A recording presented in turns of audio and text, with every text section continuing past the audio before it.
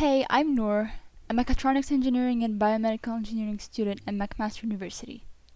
Instead of taking courses this summer, I decided to work on a personal project, a Rubik's Cube solver using Unity game engine and C Sharp. I thought I'd make a video to show the end result. If you press New Cube, you'll get this, a solved cube that you can play with. You can press R for right, L for left, U for up, and so on for the faces to move, and press Shift for counterclockwise instead of clockwise. Once you press Solve, it calculates every single move required to solve it. You can see the number of moves at the bottom and the move you're on as well. At the top, on the left, you can see the previous two moves you did.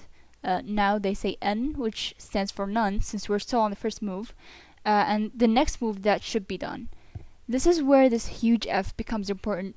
It shows you the reference face that the solver script considers to be the front of the cube, so that these instructions make sense. At the top, you can also see what I call the phase, or the stage of solution you're on. So there's a specific order for solving the cube. First you make a cross with the upper color, and then you do the corners, followed by the middle layer, and so on. You can move to the next or previous step with these arrows. You can see that the pieces it's trying to put into place are glowing. I added this in the end, and I should have added it way in the beginning, since it would have been a lot easier to debug the algorithm. It would have made it a lot less painful. Now I have to show you the colorblind mode. It shows letters on colors on the pieces, and they spin with the camera so that they're still easily readable. You can see that after the piece is solved and in place, it stops glowing. I also made a shuffle button for testing the algorithm, but I thought I'd keep it. It just does a decent number of random moves. This cool button is a skip phase button, which helps when you want to fast forward. Now you might be wondering, why would a Rubik's Cube solver be useful if I can't insert a cube I already have? Well, why don't we see what's behind this change button? This is the input scene. It can also be accessed from the main menu.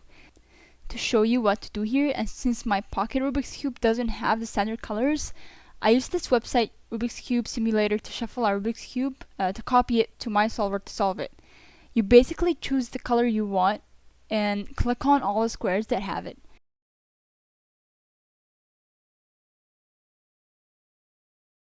You then press continue to get back to the solver scene, press solve, and it looks like it changed, but it only rotated the whole cube. It solves the cube in 6 ways, starting from a different color in each, and it chooses the one with the least number of steps, and rotates the cube to make that color point upwards. And it solves it. You can always go back and change it as well. Okay, what if the cube had colors in wrong places, such as having 2 whites in 2 sides of one piece? If you press solve, it will tell you that there is no solution. It attempted to solve it, but if you go back to the input scene, the cube is still just how you left it, and you can check if you inputted something wrong and fix it. This help button gives brief instructions on how to use the program, and I wasn't sure what to do with the about me button, so I just put a hyperlink to my LinkedIn profile. The program isn't perfect, obviously. The average number of moves required to solve a shuffled cube is around 100 for my program, and that's too many moves. I use a very simplified algorithm compiled from, well, YouTube tutorial videos, since I'm not experienced with solving the cube.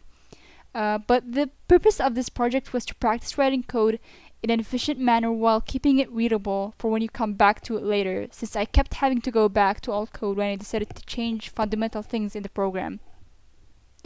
The whole project seemed really complicated when I first wanted to start, but it was doable when you cut it down into smaller pieces and ideas.